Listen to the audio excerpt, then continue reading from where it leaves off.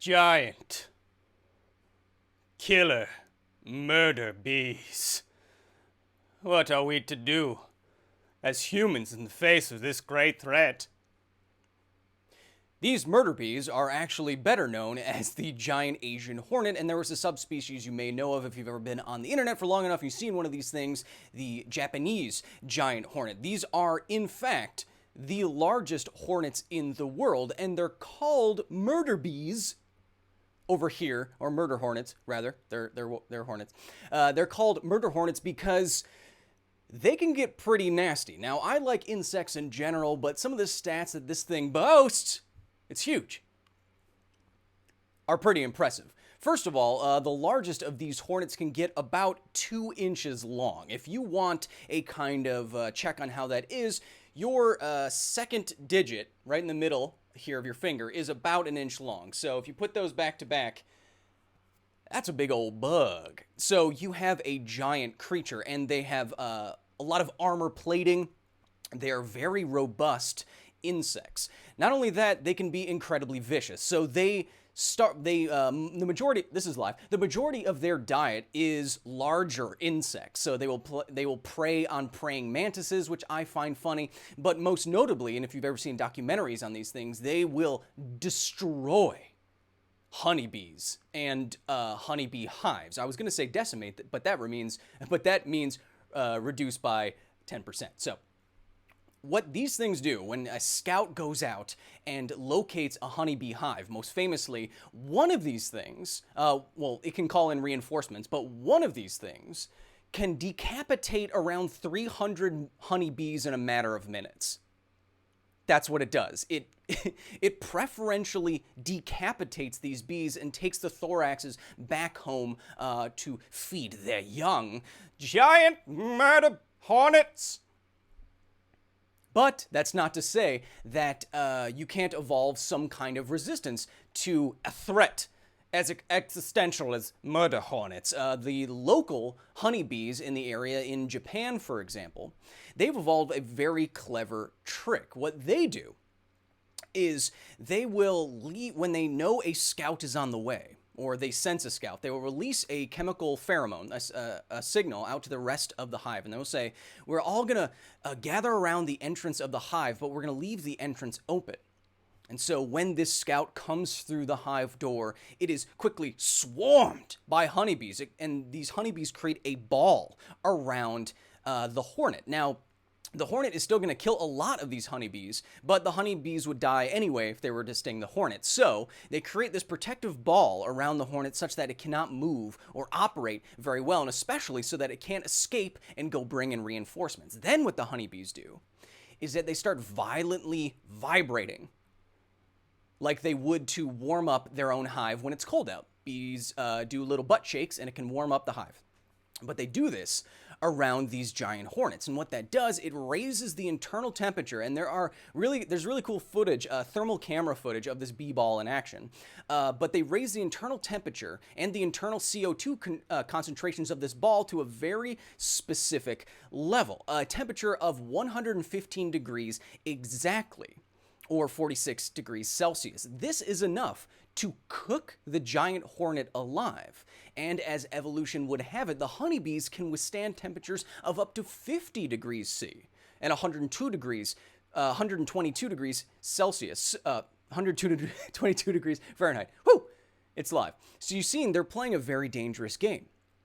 A change of only 7 degrees would kill the honeybees as well, but they very carefully control the temperature so that it cooks the giant hornets alive. Now, why are people making a big stink about this big bug now? Well, it's because, like any other invasive species, they've now made their way to a shore that they're not usually on. And because they're so voracious and so strong, they can wreak havoc in the local populations of other insects. So when we found giant hornets, for example, in Washington, where there is a lot of bee culturing going on, where there's a lot of honey produced, the worry is if a lot of these start showing up, they could go on a rampage. And not to mention that being stung by one of these things reportedly feels like a hot nail being forced into your body. That doesn't sound good. And they are known for injecting a lot of venom per sting. So I think there's an expected mortality if you get 30 or so stings, which is obviously much less than it would be for a honeybee, discounting if you have some kind of anaphylactic reaction to it. If you do, if you're allergic to bees, hornets, bee venom, they share a lot of chemicals. Getting stung with this thing, God, I'm just thinking about it makes me, just gets me all. But getting stung by this thing is A, super terrible, and B, possibly deadly. B, you like how I did that? So that is why people in the United States, at least, are Currently running to the hills in the face of the giant murder hornet. But unlike a lot of things you'll see people freak out about, these kind of live up to its name. When people try to remove them from an environment, they will remove whole nests, or because their exoskeletons are so hardy, Japanese locals are known to go around with a stick with a flattened end and smack them in their heads until their heads explode. Murder hornets. Coming to an apiary near you, hopefully not. Hello, and welcome to Office Hours. Hello, I'm Kyle Hill. You can consider me your personal science boy. Look, I may trip over my words a lot when I'm doing things live, but what I don't trip over are facts, baby. You can consider me your outlet to nerdy things, to sciencey things all across the internet and pop culture. I am here doing Office Hours today as a live function of the facility. It's kind of the facility's form of outreach to give you an opportunity to walk into the old professor's door and take advantage of the hours where they're done grading tests, but they're not sad enough to go home yet. So if you have any questions for me, you can put it in the YouTube chat and I will get to them. If you are spamming the chat, if you're saying anything weird, you will be instantly banned.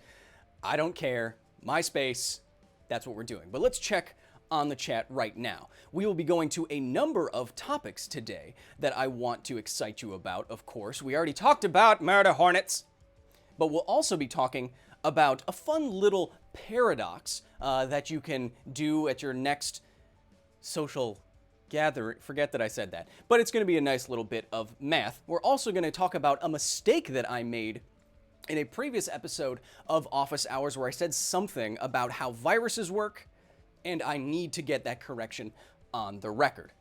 I'm also creating a new little segment for Office Hours, the podcast. I'm going to be taking one of your comments from one of my recent YouTube videos at the facility, and I'm going to highlight it in something I like to call peer review. And then we're going to get to UFOs. And finally, we will round out with some margarita science for Cinco de Mayo.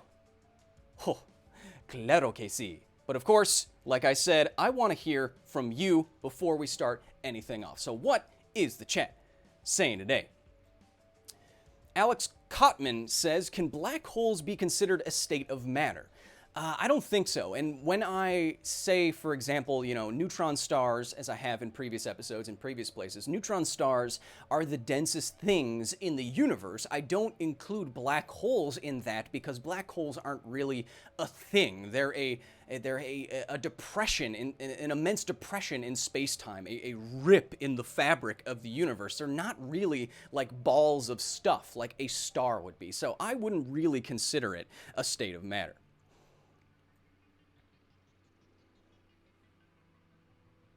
Greetings from Germany. Great channel. Stay safe. Dankeschön, my man. On this channel, I do like to do a lot of Gedanken experiments. That means thought experiments in German.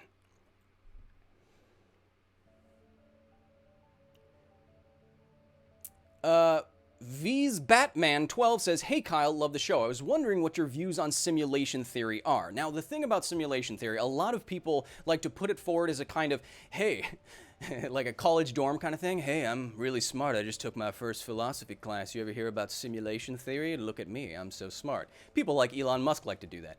But the thing about simulation theory is that it's only likely to be true if you accept its premises. So like any argument, like any philosophical argument, you need to accept the premises, and then it makes the outcomes more likely to be true or absolutely true or false or what have you. So the premises, I'm going to get them wrong, but there's three. It presents a trilemma. So the three premises in the simulation argument is that one, humans will advance to a point where they can create sufficiently advanced technology to simulate reality so much that you won't be able to tell the difference. Okay, that's the first one. So we first have to agree that that will happen or has a good chance of happening. Second, we have to posit that humans, once they're able to do this, they will be incentivized in some way to run what Nick Bostrom, the guy who made up this theory, what Nick Bostrom calls ancestor simulation. So for whatever reason, once we have this ultimate VR technology, we want to run simulations of past humans and simulate them perfectly. And I think the third one, again, I think I'm getting this wrong, is that there's not going to be in the future any halting to AI. The humans at no point will say, nope, we don't want to create that. And so, as you can watch in our Jupiter Brain episode back on the Facility channel, once you have a computer that is so powerful that it could literally simulate every thought every human being that has ever existed has ever had in less than 2 microseconds, then you see it becomes trivial to simulate trillions of complete realities for every human that's ever lived. And so if our ancestor simulations are to be run, and they're indistinguishable from reality, and there's trillions of them, and only one base reality, as they call it, then your chances of being in base reality versus the trillions of other realities is very low. So if you accept all the premises, then your chances of being in a simulation are great. But if you don't accept one of these premises or any of them, then your chances are bad. Or you can show them to be incorrect, and then the chances are 0 or what have you. And personally, if we are in a simulation and you can't prove it and it's indistinguishable from reality and you will live a normal life to its fullest as best you can, then what's the difference? If there's no way to test it and there's no way to interact with it at all, sure, what's the point? You could also just say, there's no way to tell that you're a brain in a vat right now, Matrix style. Okay, interesting, but I'm still going to live my life as that brain in that vat. Whoo!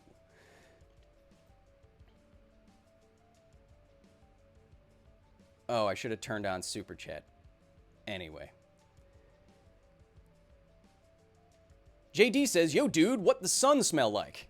I don't know. I'm guessing if you got close enough to the sun to sniff it in any significant concentration, you'd already be on fire. And reportedly, astronauts will say that when they bring their spacesuits back into the International Space Station, or they are coming into contact with something that has spent an extended amount of time in space, they will say that space smells like burnt metal. It has this weird metallic-ness to it. So that's kind of what space might smell like. The sun, it's a lot of hydrogen, and hydrogen is odorless. And when it's on fire, you're dead. So let's go now to our first segment. Don't worry, chat. We'll be back to this segment. Look how tiny I am now, and look how big this graph is. Okay, so I want to go through something fun with you all, and this is called the birthday problem. So in the birthday problem, it is a probability problem where if I were to ask you, this isn't really a paradox, but we'll set this up. So if I were to ask you how many people would have to be in a room talking to each other for some pair of people to share the same birthday. Now, obviously, if you had, 365 or more people, the likelihood is 100%. The probability reaches 100%, given that there's only, 366 possible birthdays. However, the paradox is that the actual answer, when you do the statistics, well, the counterintuitive answer is that you can have a 99.9% probability, as you're seeing in the graph, you can have a 99% probability if you only have around 70 people in a room. Much, much fewer than 365 days. And a 50% probability, as you can see in the graph, with just 23 people. So this presents a paradox. You expect that number to be a lot higher. There's 365 possible birthdays, but 23 people in a room, and there's a 50-50 chance that a pair of people will share a birthday? That's crazy. But it's fun, and it's just math, and there's a simple way to think through this, especially when you're tiny and gesturing at the bottom, at the origin of a big old graph. So when we think about this problem, we think about ourselves in the situation. We think about ourselves in a room of people and then asking everyone what their birthday is. And you would imagine that that probability is low. If I'm just asking, I have one chance to ask everyone, the probability is low that they have my birthday, right? But what we're not thinking about in this problem is, mathematically speaking, everyone is going to be doing that. So if you have 23 people and they're each asking 22 other people what their birthday is, you get 253 total comparisons for your birthday. So you have 253 opportunities to find someone in just 23 people, to find two people rather, not just you, that will share some birthday. So you can see highlighted here the 23 people number right at 50%. So this isn't a paradox at all. We just need to change our frame of reference from something that is very inward looking and what is it to me to have a birthday twin, to everyone. And you find that if you have 253 interactions total with just 23 people, that's already over half of 365 possible birthdays, right? And so that number gets, that probability gets better and better with a lot fewer people than you may think. Math. Ain't it fun? I sure think so. What does the chat have to say? Yeah, look at this big... Oh, don't sing. I'll get claimed immediately by UMG probably.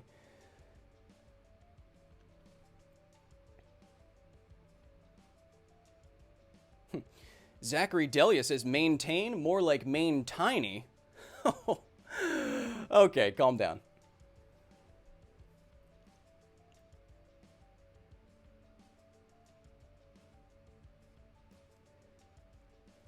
So we still have some murder hornet questions. I mean, the problem is an economic one, really. I mean, invasive species are going to be bad for any local populations generally, but they can evolve tactics over time to deal with those invasive species if it's not too bad, like lionfish, which is like a living oil spill of a problem. But the problem is more economic. So when you have a lot of apiaries in an area, bee farms producing a lot of honey, and a swarm of murder hornets comes in and decapitates every single one of your bees in a hive in literally like an hour, that could be a real hit to your bottom line. So that's the fear about them, not necessarily that they will eradicate all bees or all other life.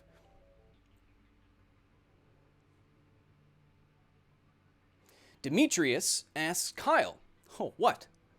Are humans the result of entropy trying to spread energy in the ancient chemical soup of Earth? Now, I don't really know what that means, what you're trying to say. But a physicist that I know, and if you're not familiar with him, you should watch his talks on YouTube, and you should read his books. His name's Sean Carroll. Is a theoretical physicist, a very, very smart guy. And the way he put it when he was talking about entropy to a group of friends was this, there's this misconception or a confusion about entropy. Well, if everything always tends towards disorder, then how creatures as we are so complicated, even down to just a single cell. It's just tremendously complicated.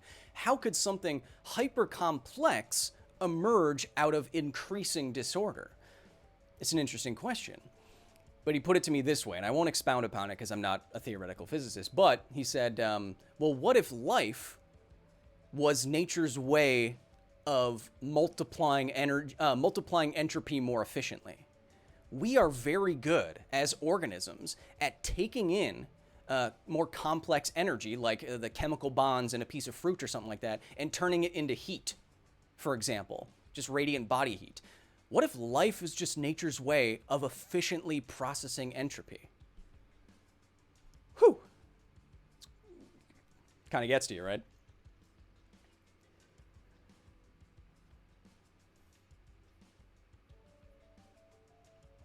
What's your opinion on Elon Musk right now? He just had a baby.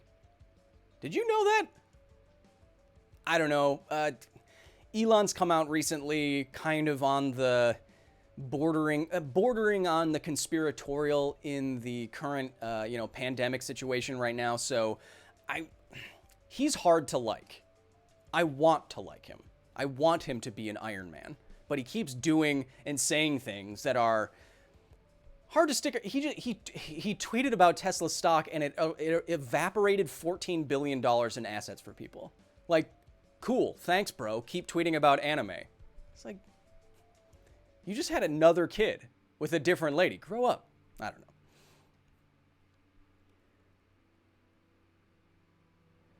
Near Sharoni asks, how do X-rays work? Well, you generate X-rays. I forget exactly how. It's complicated. But basically speaking, you shoot X-rays through material that you want to image, and then you put a sensitive plate behind that tissue or object that's absorbent to X-rays. So, as I've said before, an X-ray, like a dental X-ray or a chest X-ray, is really like a bone shadower. Because what the X-rays are doing are entering your body, getting absorbed by your bones and other tissues, and what's left is the shadow of that absorption on the back plate. So X-rays are technically bone shadowers, and if you want to say that to your doctor at your next checkup, I'll support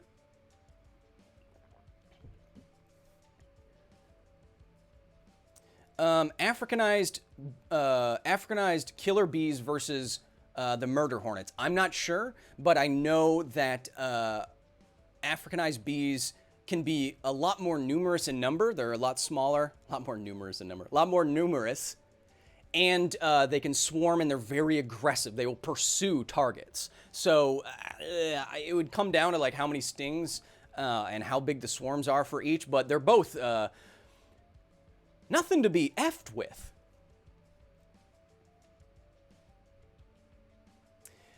Pizza for Breakfast says, do you know that dogs can't get X-rays, but cats scan?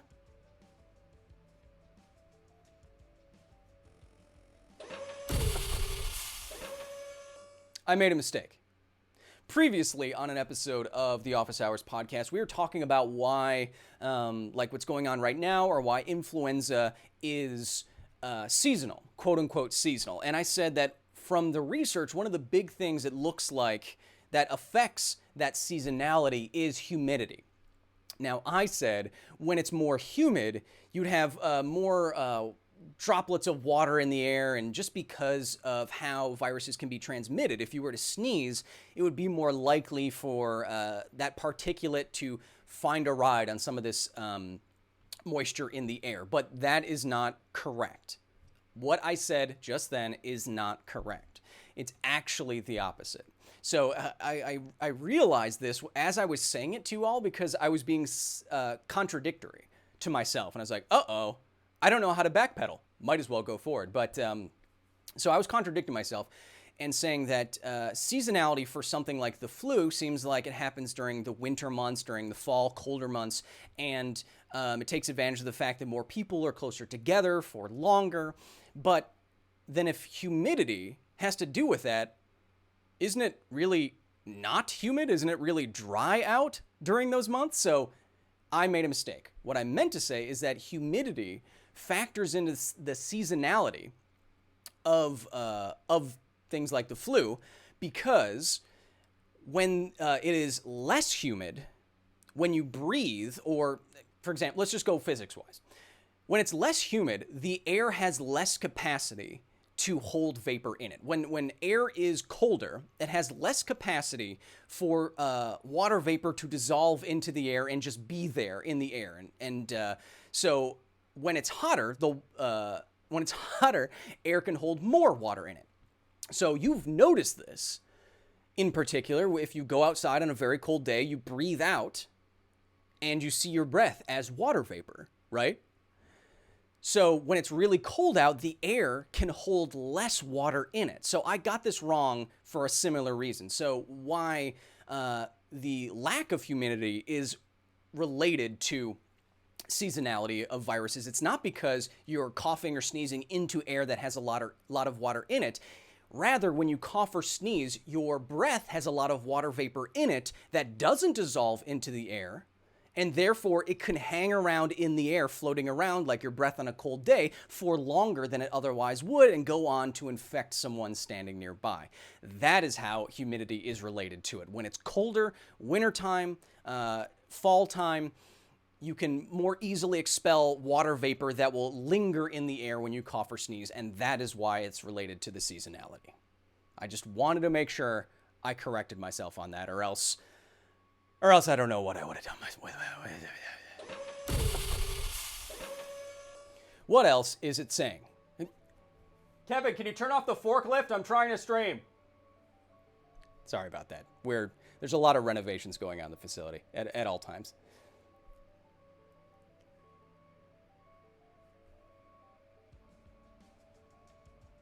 We're building a big thing that may or may not end human civilization just by thinking about it. Don't worry, stay tuned.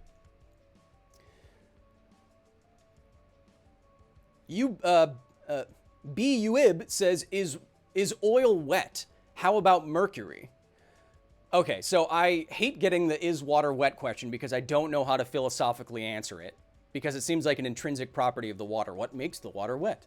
But is mercury wet? It's a liquid. Is it wet in the same way?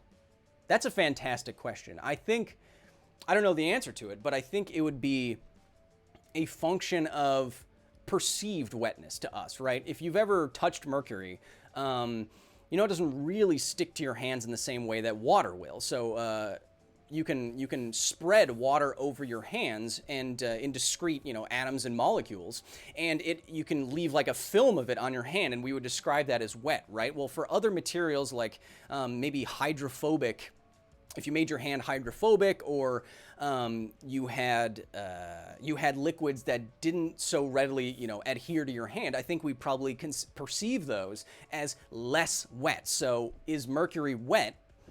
I don't know. I think that depends on how you feel wet be.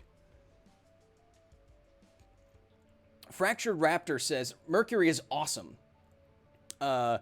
Just don't handle it or breathe it in because it's neurotoxic. I agree. Actually, Fractured Raptor, you reminded me, the first wow moment I've ever had with like a scientific demonstration, I remember distinctly because it was with mercury. It was in Mr. D's 8th grade science class, and he had a vial of mercury all sealed up, so, it couldn't get out and no vapors were getting out. But it was just a vial of mercury about this big, and what was so fantastic about it is that when you pass it around, it is so deceivingly dense. It is 14.3 grams per cubic centimeter, I believe. So it's 14 times more dense than water. So when you have a vial of water and then you get handed a vial of mercury that's like a pound or pound and a half, you're not expecting it. And you immediately go like, whoa. And it recalibrates your understanding of what materials can be. It was so cool. That blew my mind. And it probably put me further down the path that I'm now on.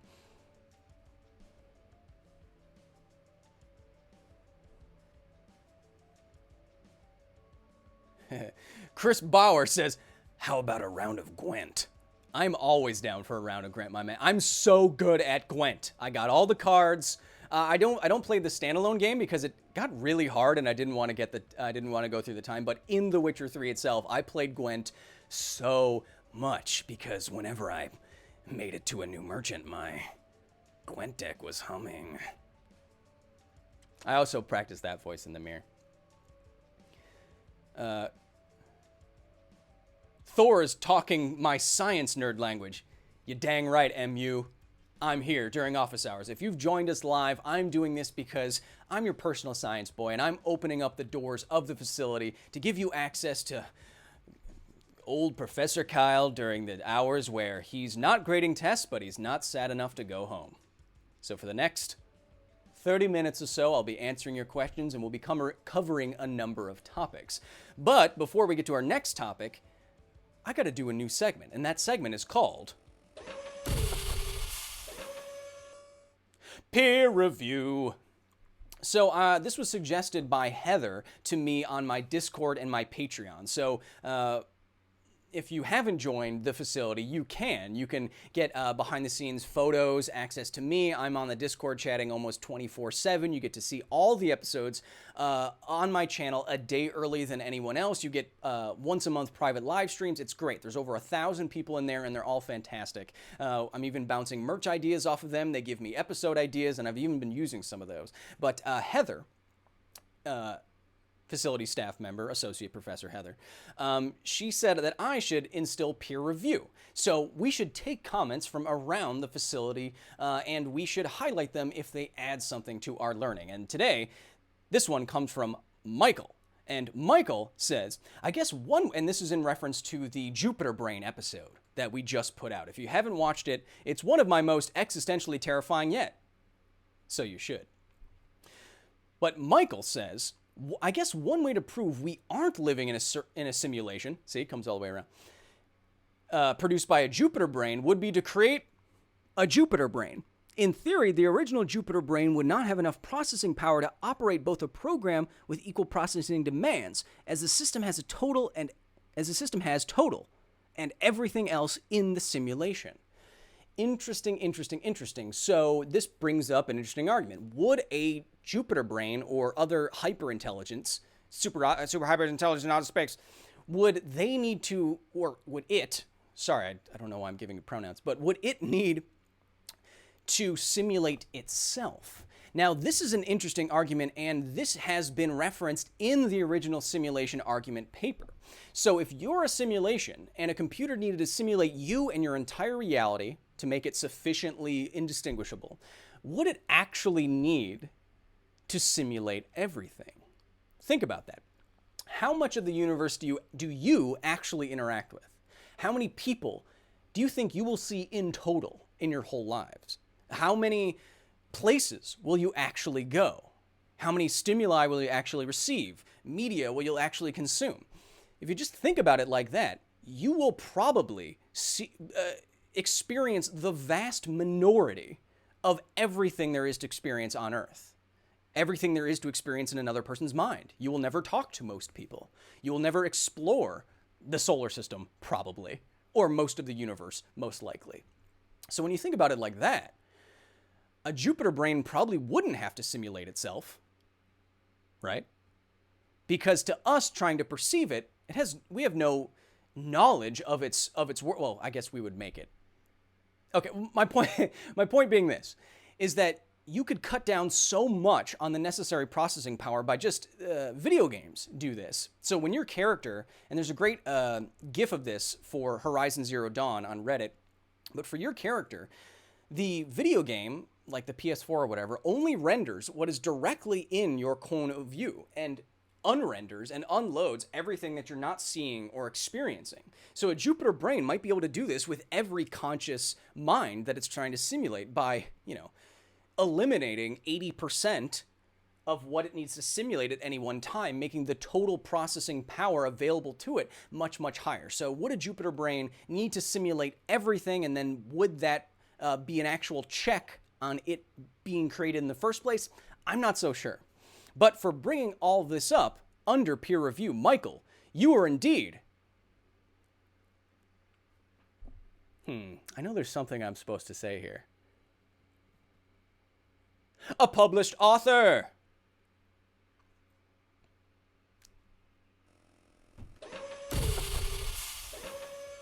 Before we get to our next segment, I hope you're enjoying office hours so far. I put my microphone closer to my face so that you can hear my dulcet tones. What does the chat have to say? Michelle Emerson says, "Hi, I'm a fan." Hello, Michelle. I'm a man. That was stupid. I apologize.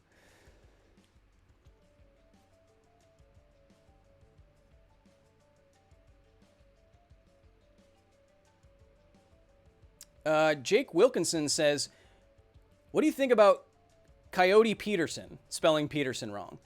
I have thoughts about Coyote Peterson. He seems, I'll say the good stuff up front. He's very entertaining. He shoots stuff well. All of his videos look very pretty. And he obviously has found a good model for what he wants to do. His videos get like 50 million views a pop. That is crazy. 50 million views is the total views for Because Science in 2 years with one video. So that's nuts. So he's obviously done very, very well for himself. I think they announced a TV show with him. So he's obviously a very smart person and a smart business person. That being said, he doesn't really strike you like a Steve Irwin type, does he? In my mind, when he's going around, for example, his most successful round of videos were the format of, hey, watch this thing sting me. And, I mean, it is compelling to watch because you want to see a guy writhe in pain, I guess. You know, you can't turn away. But at the same time, when he knows he's going to make this video, he goes out, he captures these creatures, and then he forces them, like literally forces them. He will take them, you know, in a pair of tweezers, and he will push them against his skin until they sting him. You could make an argument, perhaps, depending on your philosophical outlook or your thoughts on intelligence, that these insects, you know, aren't conscious in the same way, and so they don't deserve the same kind of moral reasoning. But to me, he is deliberately, for money, going out and finding creatures and agitating them to the point where they hurt him, and then he cashes in on the response. I do not agree with that way of making content ethically. I think if you just happened to get stung by something randomly, you know, you're walking through the forest and like there's a lot of dangerous creatures here, and you might, oh, I got stung by an ant. Okay, but if you go out and find an ant and be like, this is really gonna hurt, and I'm gonna smash it against my arm until it hurts me. I mean, you're actually causing stress to another being. I mean, it's not the most ethical way to do it. In my mind, he's been very successful doing it, but I would not do it. I do not agree, and I don't. I would ask him, what do you think Steve Irwin would say?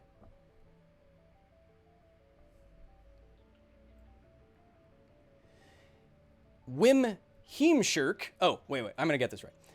Wim Heemskirk asks, hey Kyle, have you seen the latest episode of Rick and Morty? No, I haven't yet, but I'm very eager to, because those guys, and I've spoken to them at Comic-Con and stuff, those guys are so fascinated by weird and different sci-fi concepts that have sometimes boundings in science, that they usually come up with something really, really clever that's sciencey. Like one of my favorite episodes was the memory parasite episode. I thought that was brilliant and very fresh, so I love everything that they come up with. I'm not really happy with where the fandom is, but for the ideas, the creativity, and just how successful that show has been, yeah, I will watch the next episodes when they come out.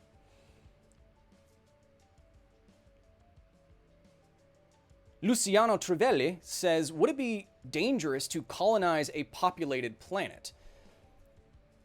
I mean, we can talk about this. We don't have to zoom all the way out. I mean, is it dangerous to colonize another country that's already populated? Yes.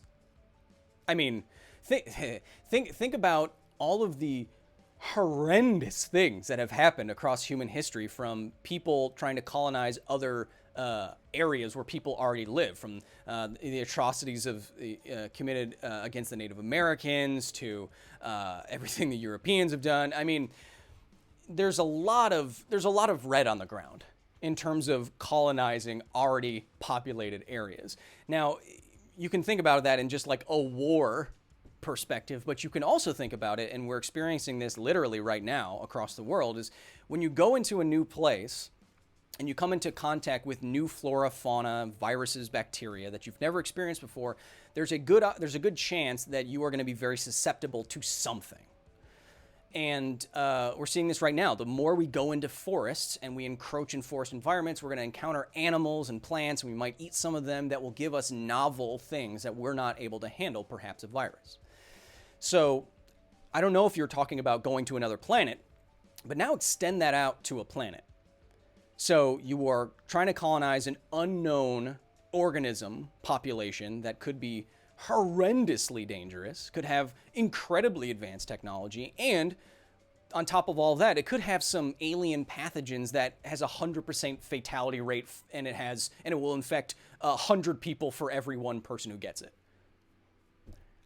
I'd say that'd be incredibly dangerous, and it's a big reason why, if not the main reason why, NASA and other space agencies have planetary defense agencies that make sure, and it's usually in the case of microorganisms, that everything is perfectly clean, so that the Mars 2020 rover, for example, won't go on and infect a possible Martian biome with human microorganisms. And when it comes back, or just Earth microorganisms, and when it comes back, it will be endlessly sterilized so that the reverse doesn't happen. So, Luciano, I'd say it's very dangerous.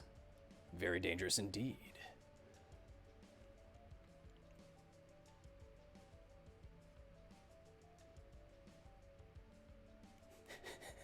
Cody Kelly says, what is your opinion on the bees?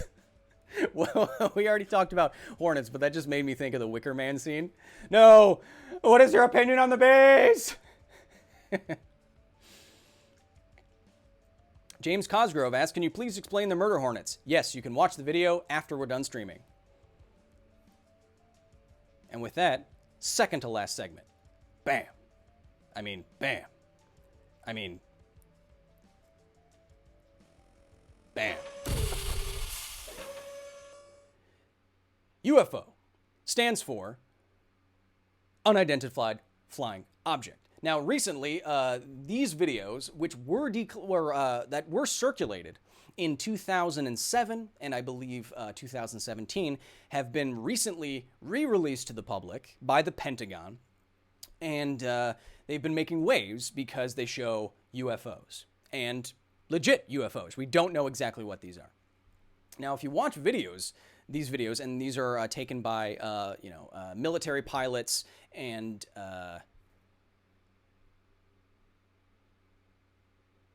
carriers, ship carriers, helicarriers.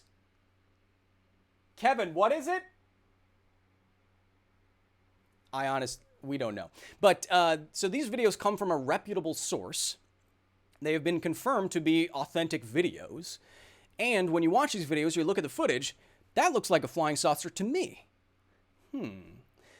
But I will channel Carl Sagan a little bit here by saying, you know that extraordinary claims require extraordinary evidence.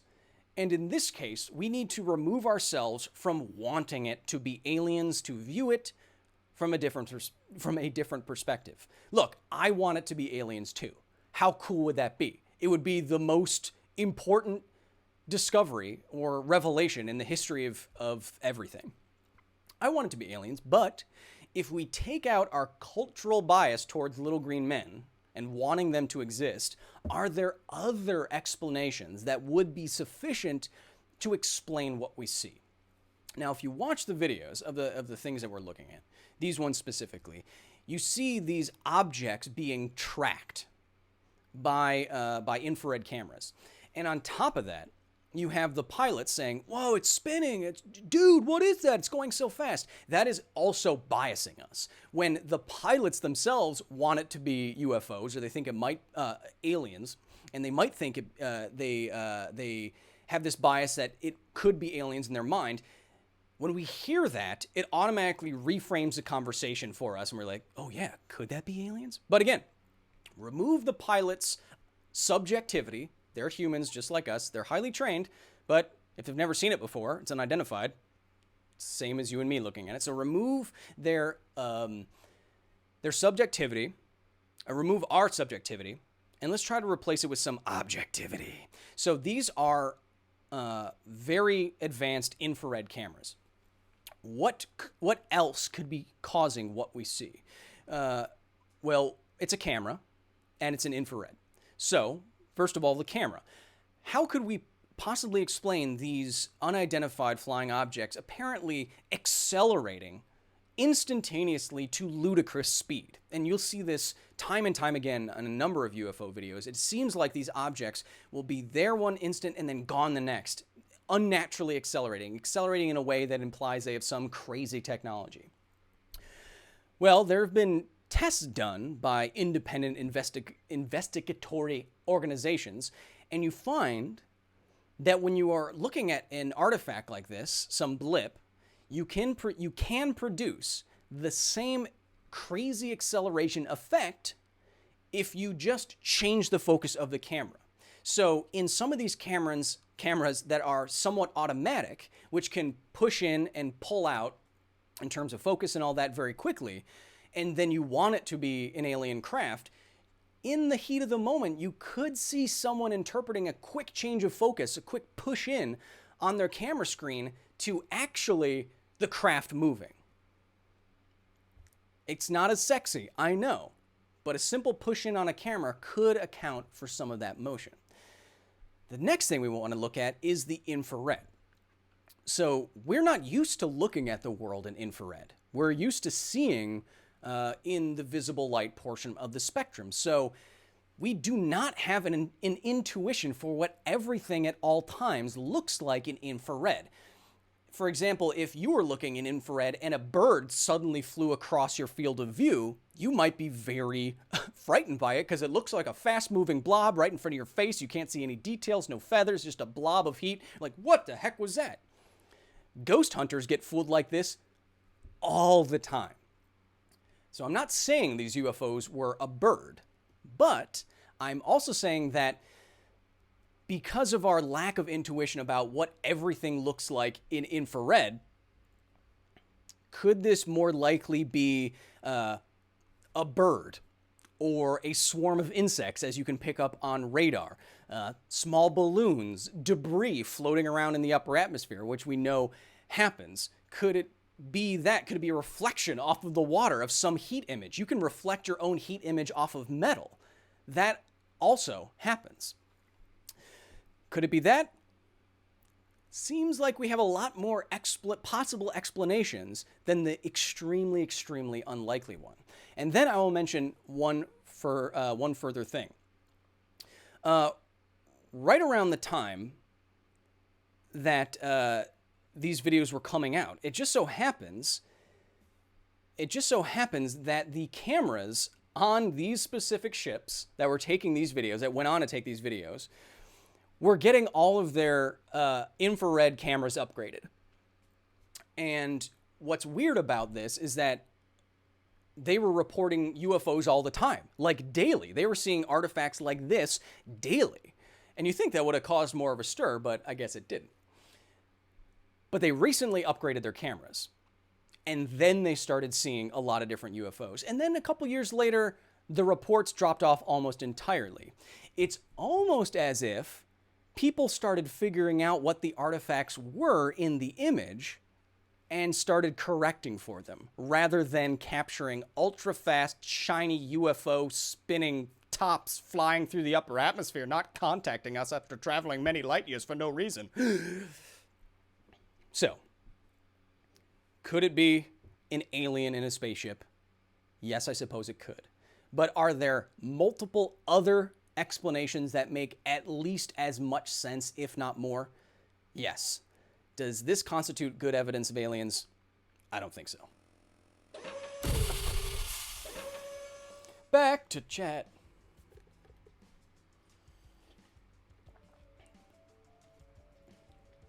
El Doctor says, Pluto is not a planet. It's true. It was downgraded because it wasn't large enough to completely spherify itself and clear its orbit of other objects. Grant Nelson says, but they saw the UFOs with their own eyes. Grant, I will say, in the history of science, if there's one thing you can often mistrust, it's definitely your eyes. Humans, biased to find something that they want to find, will latch on to just about anything. I mean, one example is our predilection for seeing faces in just about random noise. Our brain is looking for objects. It's called pareidolia. But we are heavily biased all the time for everything. That's why you want to remove it. In fact, the pilot's eyewitness testimony is worse evidence than the camera stuff that he captured, honestly. And that's just not because he's not trained or he's not a highly decorated military person. you can tell I'm down with the lingo. It's just because they're human and they're fallible like anything else is. That's why you want to remove the subjectivity in favor of objectivity.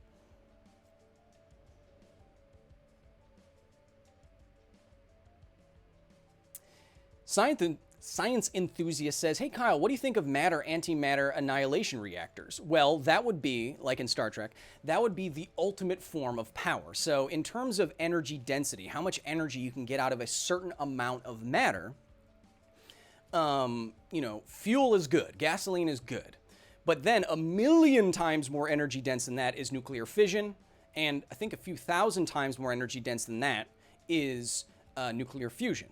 That is taking, in effect, physics-wise, some percentage of the masses that are going into the reaction and turning it into pure energy. And as we know from E equals mc squared, because C is, 300,000 kilometers per second squared, it's a big number, that even a tiny, tiny, tiny bit of mass can equal a lot of energy. So antimatter is technically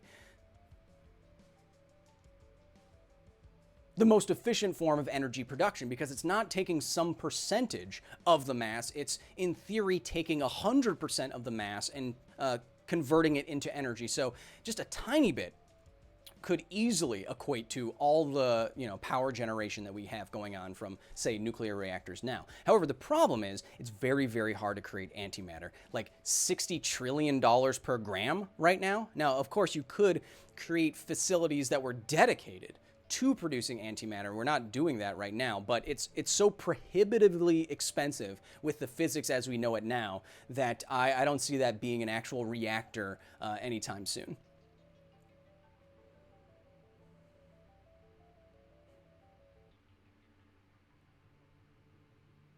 Kyle Brett says, yes, they do hunt lionfish in the Caribbean. My profile pic is from a lionfish hunt.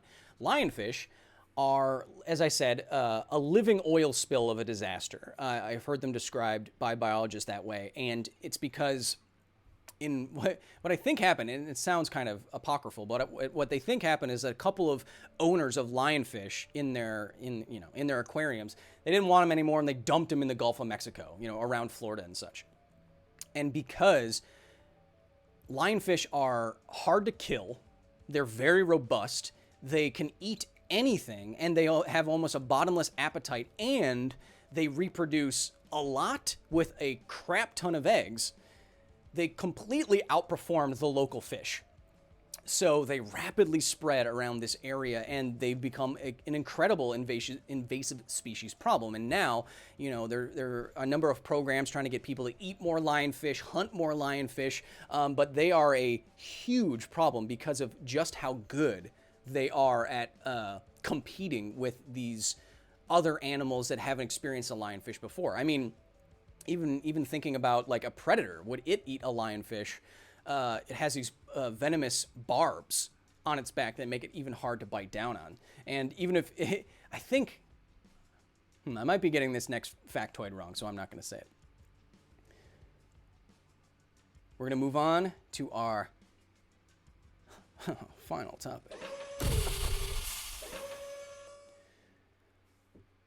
Happy Cinco de Mayo.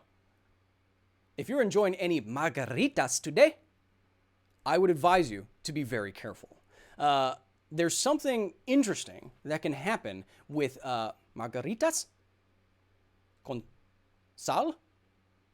Anyway, so I took 5 years, but I forgot a lot of it. So margarita science, the lime juice, well, you put it in the coconut and you shake it all up, but the lime juice in your margarita has a very interesting property. It is a light sensitizing agent. So if you were to get it on your body, it would suddenly make that part of your body extremely sensitive to light. In this case, ultraviolet light, like from the sun. It is lime juice in particular is then a phototoxic material. So if it gets on your skin, then you get a lot of solar radiation on it. It can cause, I'm not going to show you pictures, but it can cause extreme inflammation, blisters, scarring. It can stay with you for days. It looks like basically worse than the worst sunburn you've ever had in your whole life. So this is sometimes called phytophoto dermatitis or margarita dermatitis. And this actually happened to a friend of mine where he was drinking a margarita, maybe got a little bit sloppy, and he was on the beach, and he took a little bit of a nap on the beach, only to wake up and find that the parts of his body that had lime juice and margarita splashed on it had become red, swollen, gross pustules of pus and stuff, and it was really bad. And so that's that's my science-based warning to you. Drink if you're gonna have some margaritas today, and you should if it's Cinco de Mayo and you celebrate. Have them inside. Be responsible. Don't splash phototoxic material all over your face. In a perfect world, I wouldn't have to say that, but now you know. So we're just going to do a little bit more, close out the hour of office hours. Again, thank you so much for joining me. If you're just joining me, I'm doing this to open old Professor Kyle's door to give you a little bit of insight into your personal science boy's mind. We've also been covering a number of topics, and a lot of them have come directly from the facility and its staff. We have over 1,000 members right now on our Patreon, patreon.com/Kyle Hill. They get access to our Discord, over 700 people in there, talk with me almost 24 hours a day, give me episode ideas. They get episodes a day early. They gave me the idea to do peer review during this segment. They're fantastic, and if you want to join the staff, you absolutely can. It's reasonable pricing. Look at all the lights here. You gotta pay for upkeep somehow.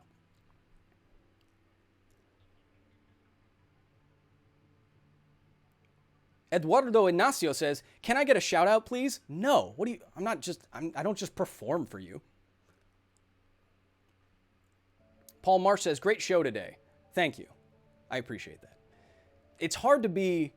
So when I used to do live streams, it's very hard to be interesting for 30 minutes. For office hours, it's very hard to be interesting and coherent and not lose your mind for an hour, all while manipulating the facility controls and all of the blast doors yourself. They're heavy. If I get that wrong, I can chop like toes off, man. So... Derek Whidden says, lime juice also has a higher concentration of citric acid. Beware. Ethan Karp asks, are you worried about 2020? Well, it's not going great so far. I mean, I'm a firm believer in regression to the meme regression to the meme. That should be a podcast.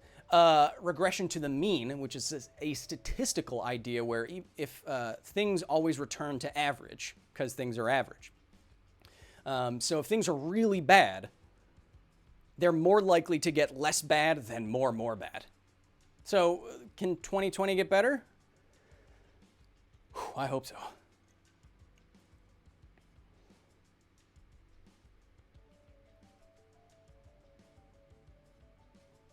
Sailor Vicky Moon says, please, more live streams for the poor. Tune into Office Hours, which is an hour-long podcast video thing, every Tuesday at 3 p.m. PST, just for you.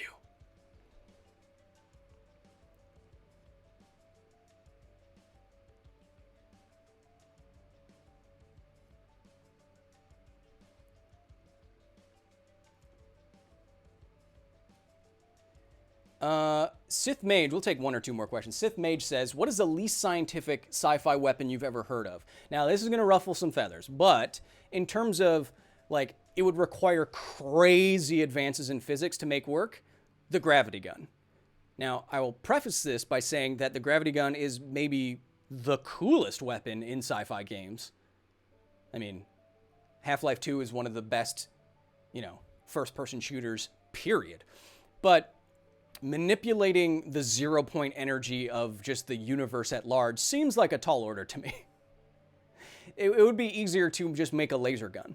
It would be much easier to make a blaster. And you don't have to make a blaster strong. You could just make it so that it blinded people permanently. And that would only take a fraction of a second. And you could make a camera that would track things' eyes. That would be... I think there's some Geneva Convention stuff about that. Don't do that. The laser, I mean, the laser wouldn't even have to be that powerful, and it would be infrared. You wouldn't be able to see it, which means it could, if it was powerful enough, you wouldn't be able to blink in time before your retinas were fried for the rest of your life. Maybe that's why all the stormtroopers couldn't hit anything. Too many shots.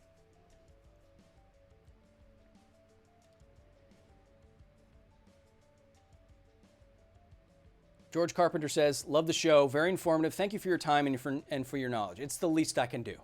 If you want to give me some of your time, some of your comments, watching my stuff, I feel obligated that I should share some of my office hours with you.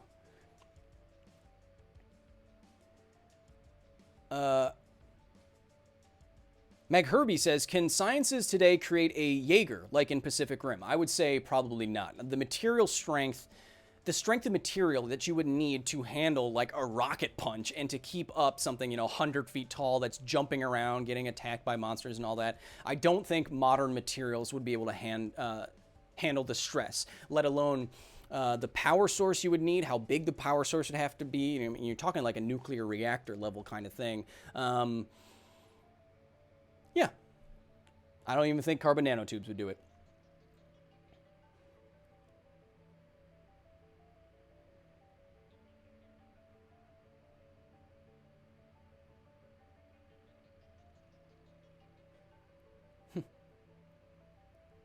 You really aren't a villain, are you?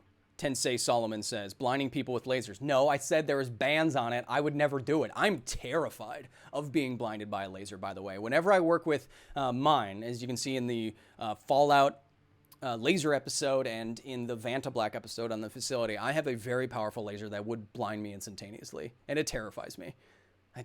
I keep the batteries separated from it, so you can't even accidentally hit the button.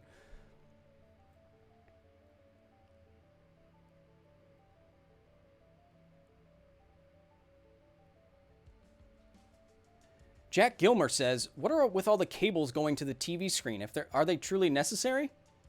What are you talking about? Let me check. Yeah, dude. Yeah, no, I had to get the mini HDMI to the HDMI, and then there's routed through the back here. I have my Roku connected, and also the LAN cable for my modem. So yeah, dude. You trying to check the scientific accuracy of my facility? You dare challenge me? Come on. Okay, one more. Mike Anderson says, Kyle, do you and the facility plan on doing any practical science like when you worked with Alan Pan? Yes, friend Alan Pan, friend of the show. We did the Science Mortal Kombat together, and yes, I would love to do more science demonstrations. I think just about almost every episode of the facility so far has some little demonstration about it. In the next day or two, I'll be releasing a new video of a cool physics-based structure that you can build along with me at home, which will be a little bit more practical. And just to be honest, I had a number of more practical things and collaborations lined up, but we launched at the end of February, and you know what happened in March. So it's been very hard to do any sort of collaborating, but that is coming down the line, I promise you. So thank you so much for tuning in to this episode of the Office Hours podcast. Wow, we talked about a whole lot of stuff, didn't we? We talked about giant murder hornets. They'll sting you, and it'll feel like a red-hot nail being pressed into your ankle. Oh, God, I'm sorry I even thought up that. Oh, jeez.